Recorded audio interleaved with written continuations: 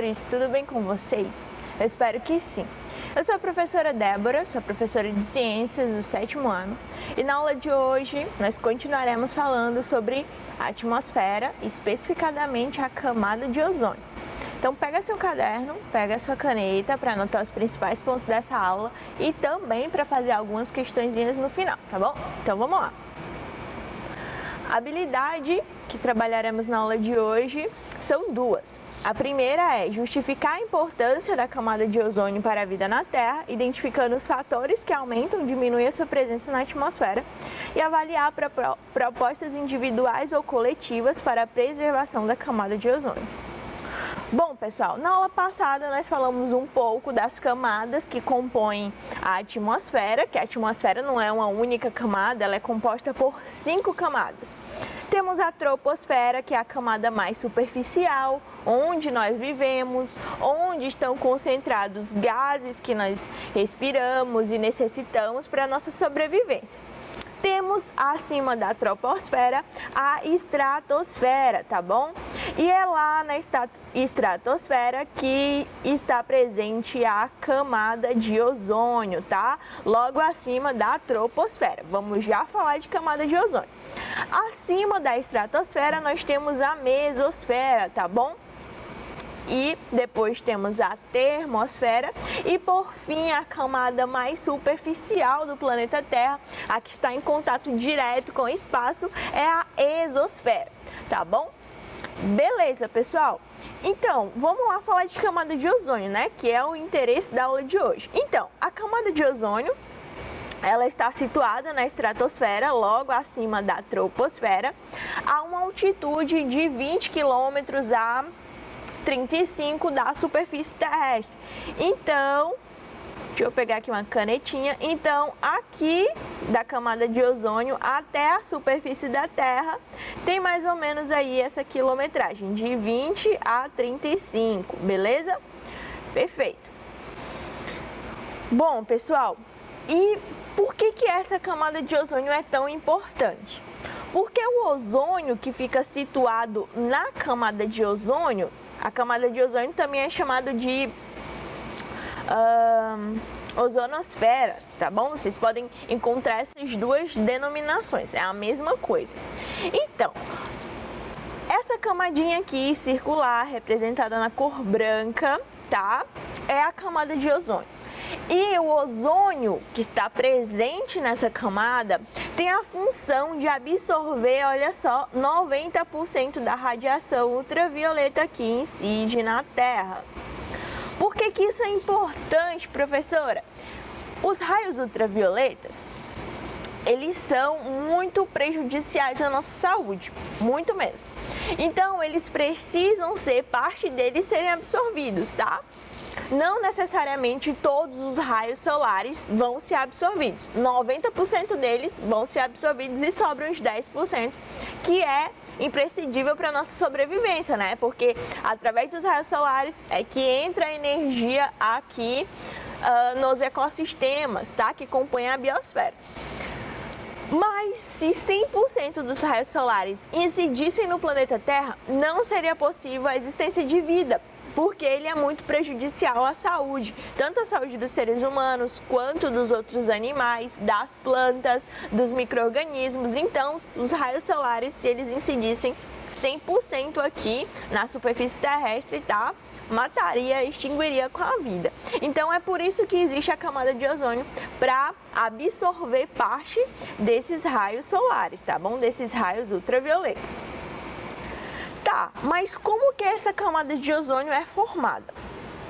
Então, a formação da camada de ozônio acontece por uma reação química, que é bem simples, tá bom?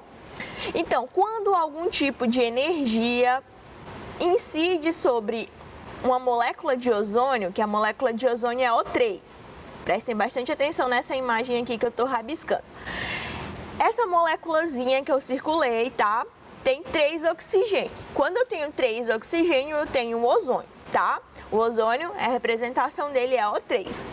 Se alguma energia, por exemplo, algum raio, incidir em uma molécula de ozônio, ele é quebrado em 2 partes, tá bom?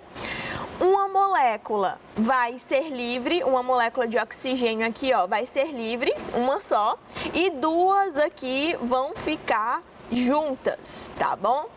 Então, eu tenho um oxigênio aqui livre e eu tenho um gás oxigênio aqui duplo, beleza? Beleza, então dessa forma que o ozônio é separado. Mas se eu junto essas duas, porque essa moléculazinha aqui ela é chamada de bivalente, são duas, tá bom? Por isso bivalente. Se ela se junta com uma molécula de oxigênio livre, ela começa a se juntar uma na outra, tá bom? Então, olha só, é formado aqui o ozônio. E essa moléculazinha vai se juntar com outra molécula, que se junta com outra, que se junta com outra. Isso tudo constitui a camada de ozônio, tá bom?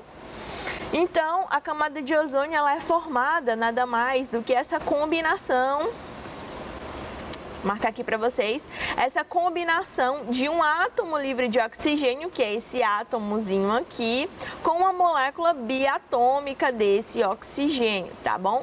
E aí elas vão se formando, se unindo uma na outra, até formar a camada de ozônio que consegue absorver parte da radiação ultravioleta do Sol, tá bom? Mas beleza, o ozônio é formado, mas para que serve, né? Então, pessoal, como eu falei para vocês no início da aula, o ozônio, essa camada de ozônio, funciona como um filtro, literalmente um filtro que vai filtrar a radiação ultravioleta, que vai filtrar os raios solares, tá bom? Porque se os raios solares incidirem diretamente na superfície sem ocorrer essa absorção, pode causar danos à nossa saúde, como eu já falei para vocês, tá bom? Perfeito, pessoal. Então, eu já até falei isso, que a camada de ozônio, ela deixa passar apenas uma parte desses raios, que é imprescindível para a manutenção da vida aqui no planeta, tá bom? Como, por exemplo, para os organismos fotossintetizantes, porque as plantas necessitam dos raios solares para realizarem o processo de fotossíntese, não é isso? Para fazer a fotossíntese, as plantas precisam de raios solares juntamente com dióxido de carbono.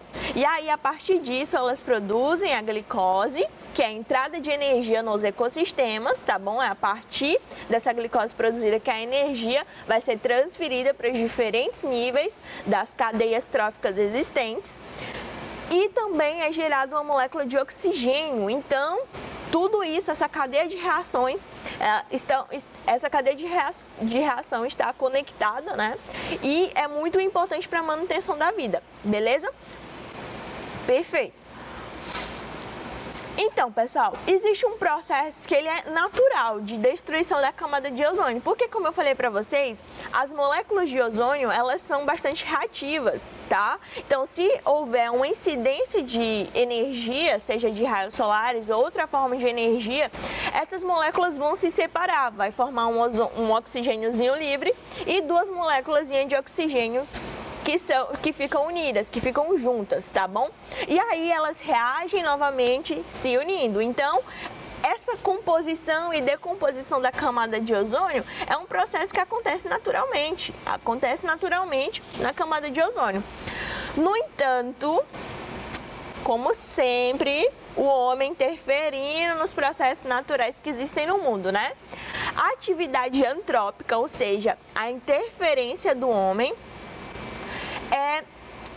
prejudica e degrada ainda mais a camada de ozônio, tá bom? E essa degradação causada pelo homem envolve a liberação de alguns compostos químicos. Então, prestem bastante atenção aqui, ó. Então, as substâncias, que são compostos químicos conhecidos como CFCs é a sigla para clorofluorcarbonos ou clorofluorcarbonetos, tá bom? Essas substâncias químicas, os CFCs, têm um efeito extremamente destrutivo sobre a camada de ozônio, tá bom? Então, eles destroem, aceleram essa reação de decomposição da camada de ozônio rapidamente, diferentemente lá daquele processo que acontece natural. quando os clorofluorcarbonetos são liberados, eles destroem, eles reagem lá com aquele ozôniozinho e destroem rapidamente aquele ozônio, tá bom? Então, essa sigla, como eu já falei para vocês, designa uma substância formada por elementos químicos, que é o cloro, o flúor e o carbono, essa moléculazinha aqui, ó, que tá mostrando aqui nessa figura, tá? A gente tem o cloro, o flúor aqui e o carbono, são clorofluorcarbonetos. Beleza, professora, entendi. Essas substâncias químicas degradam a camada de ozônio. Mas onde que nós podemos encontrar essas substâncias químicas?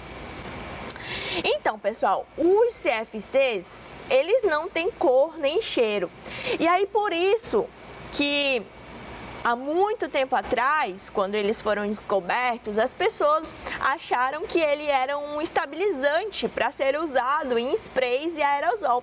Sabe aquele barulhinho que faz quando você aperta o spray? Sai aquele jato, como está sendo mostrado aqui nesse GIF. Então, os CFCs ajudavam a estabilizar esse jato nesses sprays, nos aerosóis, tá? Para impulsionar o produto fora da lata, beleza? Como, por exemplo, desodorantes, né? Desodorantes em spray funcionam dessa forma. Aerosóis, como inseticidas e assim por diante. Beleza, então os CFCs foram produtos químicos descobertos há muito tempo atrás e que as pessoas, como eles não tinham cor, não tinham cheiro, né, achavam que não era maléfico. E aí começaram a produzir muitos produtos à base de CFCs, não só sprays e aerosóis. Eletrodomésticos de refrigeração, como ar-condicionado, geladeira, também foram produzidos à base aí por CFCs, por ser bastante estáveis esses compostos, tá bom? Porém, pessoal, os CFCs, eles começaram a prejudicar a camada de ozônio, porque descobriram que os CFCs liberados, eles destruíam aquele ozôniozinho, propiciando a destruição da camada de ozônio, que é muito importante para a manutenção da vida do nosso planeta. Olha só que paradigma, né? Então, aí o uso de CFCs foi proibido, tá?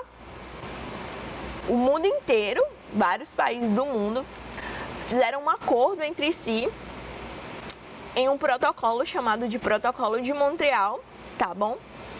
Para pararem a produção de produtos à base de CFCs, já que nós que precisamos do planeta Terra e nós estávamos destruindo o planeta com esses produtos. Então não era interessante continuar fabricando e vendendo produtos à base de CFCs, né? Porque eles eram liberados e destruíam a camada de ozônio. Então, o mundo inteiro fez esse acordo aí chamado de Protocolo de Montreal. Então, a partir disso, os CFCs não foram mais usados em sprays, aerosóis e nem em produtos de refrigeração. Eles foram substituídos por outros compostos químicos que não degradam a camada de ozônio de forma tão intensa como os CFCs, que são os derivados do petróleo, chamados de butano e propano, tá bom? Então, os CFCs foram substituídos por esses derivados, tá bom? E a maioria dos produtos em sprays, aerosóis que nós utilizamos hoje em dia são derivados desses compostos químicos, do butano e do propano, e não de CFCs, porque o uso de CFCs foi proibido. Porém, pessoal, como foi mais ou menos um século de utilização de CFCs, tá? Até a sua proibição, há evidências científicas que mesmo após a sua eliminação, tá? Aqui no mundo inteiro, ainda há CFCs existentes na atmosfera, tá? Porque foram muitos produtos fabricados, tá? E aí, mesmo que houve essa proibição com o Protocolo de Montreal, ainda assim algumas pessoas ficaram utilizando alguns produtos que foram fabricados à base de CFCs, como geladeiras, e ainda assim continuaram sendo liberados. E esses compostos químicos não desaparecem de uma hora para outra, eles ficam circulando na atmosfera. Então, como eu falei para vocês, há evidências de que mesmo após a eliminação de CFCs, tá? Ainda existe algumas moléculas que destroem a camada de ozônio. Há evidências científicas de que esses CFCs que foram liberados há 100 anos atrás vão durar na atmosfera há mais ou menos até 2040, tá? Então, olha só como é bastante prejudicial e a longo prazo, né, a utilização desses produtos químicos que agridem a camada de ozônio, tá bom? E a partir disso, a partir dessa degradação que existe da camada de ozônio, foi gerado um buraco na camada de ozônio, tá? Porque aquele ozônio que fica lá um juntinho do outro começa a ser destruído, tá? Eles começam a ser separados e isso cria um buraco na camada de ozônio. E esse buraco nada mais é que uma baixa concentração de ozônio num ponto localizado, que no caso foi a NASA que descobriu que a camada de ozônio tinha esse buraco. E em 2000, ela concluiu que esse buraco tinha cerca de 28,3 quilômetros quadrados, tá bom? O que equivale a uma área de 3 vezes maior que os Estados Unidos. Então, é bem grande esse buraco na camada de ozônio e provoca consequências, tá? Que são muito graves. E quais são essas consequências, professora?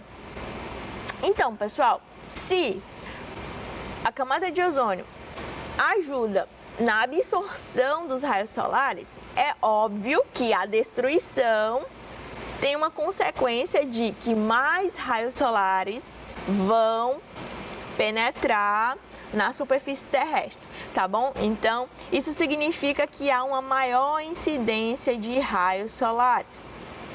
Porque, olha só, prestem atenção. Aqui eu tenho a camada de ozônio, tá? Essa parte transparente aqui. Porém, o ser humano destruiu uma parte dessa camada de ozônio aqui, nessa área que eu circulei. Os raios solares que seriam absorvidos nessa área aqui, ó, não serão mais absorvidos de forma eficiente.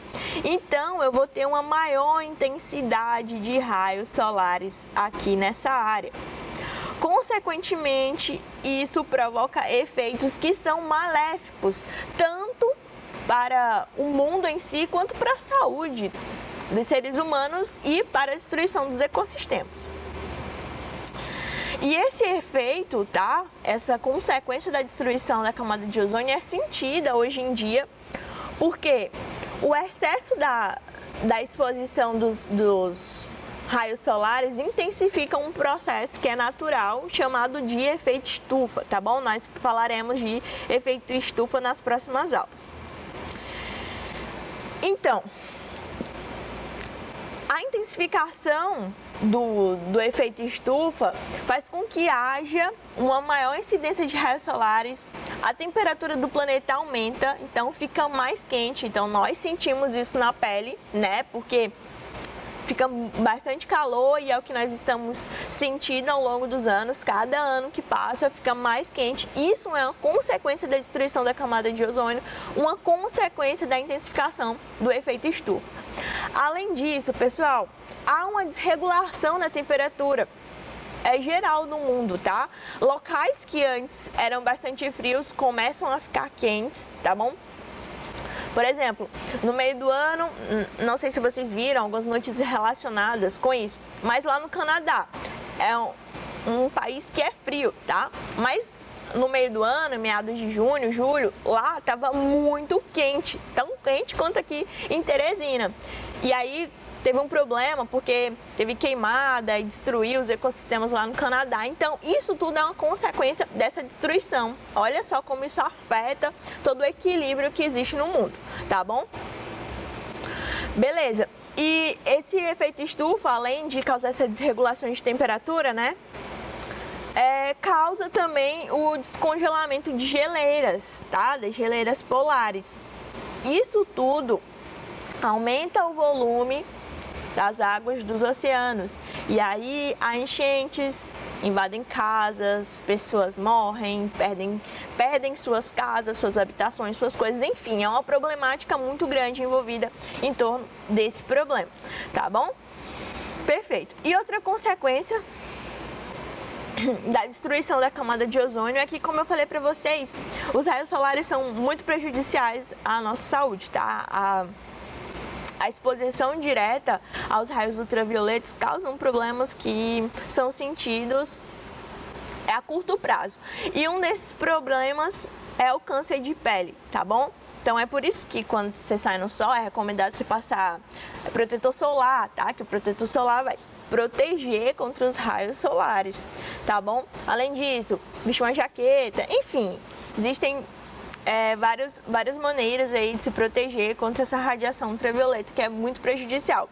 E só tem uma intensificação desses raios solares causado pelo buraco da camada de ozônio. O que acontece? Mais pessoas com câncer de pele. Algumas pessoas já têm uma predisposição, caso na família. Então, se ela se expõe mais a raios solares, então é óbvio que elas vão ter câncer de pele, tá bom? Perfeito, gente. E agora eu vou mostrar para vocês um vídeo que é da DW Brasil, que fala sobre o que aconteceria com o planeta se a camada de ozônio não existisse, para vocês terem uma noção de como que a camada de ozônio é importante para a gente, tá bom? Então, assistam o vídeo, tá bom? O que aconteceria se não tivéssemos mais a camada de ozônio? Muito simples, o Sol, hoje fonte de vida para nós, se tornaria uma ameaça. É porque a camada de ozônio nos protege dos raios ultravioleta. Sem essa camada protetora, a radiação chegaria com toda a força à superfície da Terra. Em pouco tempo, as plantas morreriam, já que os raios UV danificam os cloroplastos. Assim, a fotossíntese não seria mais possível. E sem verde, humanos e animais poderiam não sobreviver. Os continentes se converteriam em mundos hostis. Só alguns micróbios e líquens suportariam os níveis de radiação.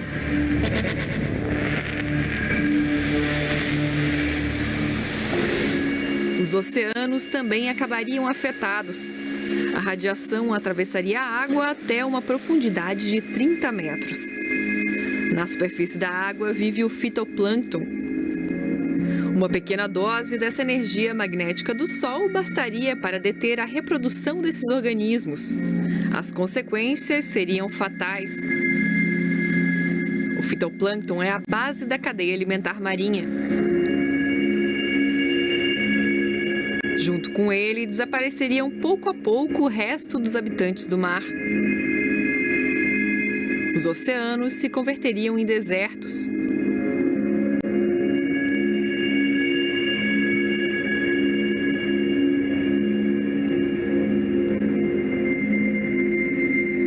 Apenas nas regiões mais profundas poderia haver vida.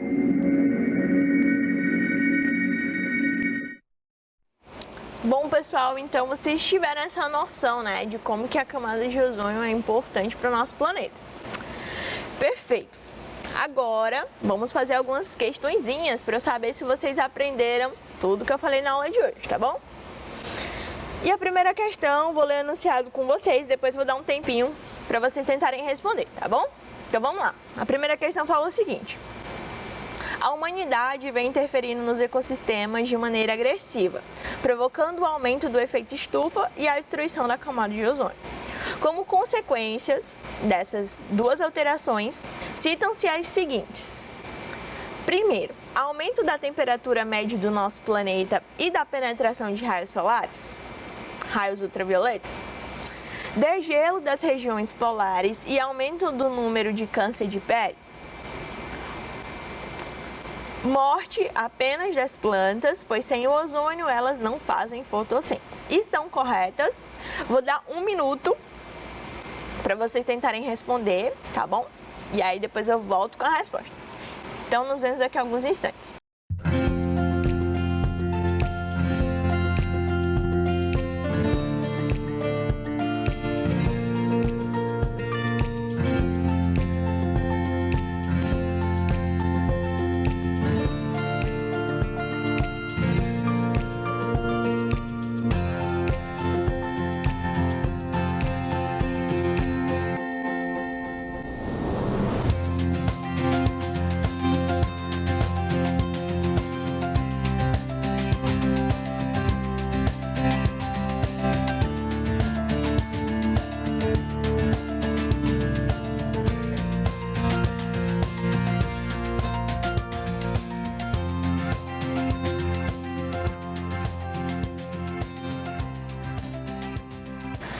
Perfeito, pessoal. Então, voltamos.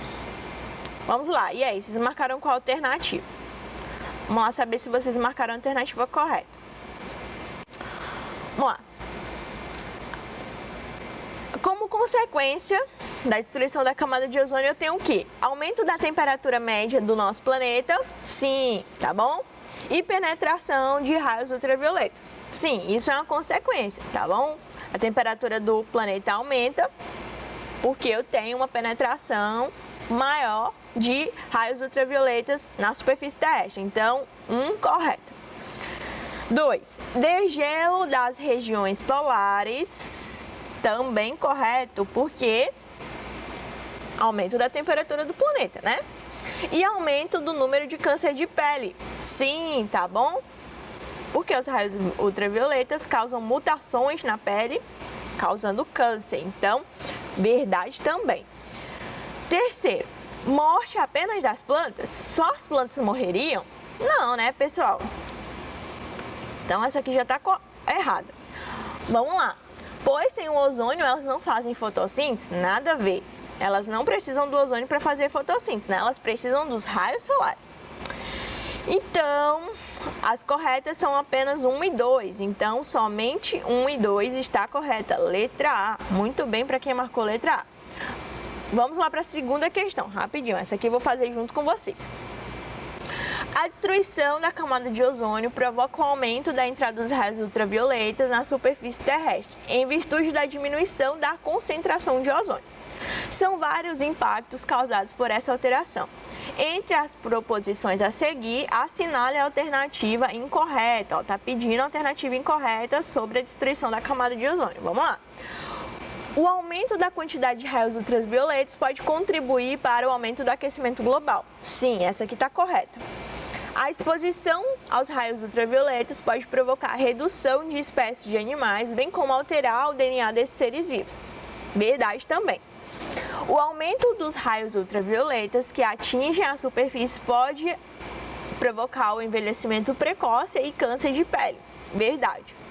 A grande quantidade de raios ultravioletas não prejudica o desenvolvimento das plantas, visto que não está associada às alterações no processo de fotossíntese. Não, nada a ver.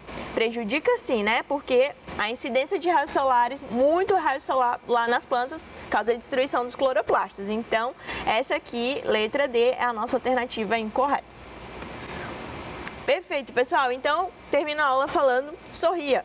Um sorriso é capaz de transformar o seu dia. Foi isso, pessoal. Espero que vocês tenham gostado da aula de hoje. Um abraço, um beijo e até a próxima.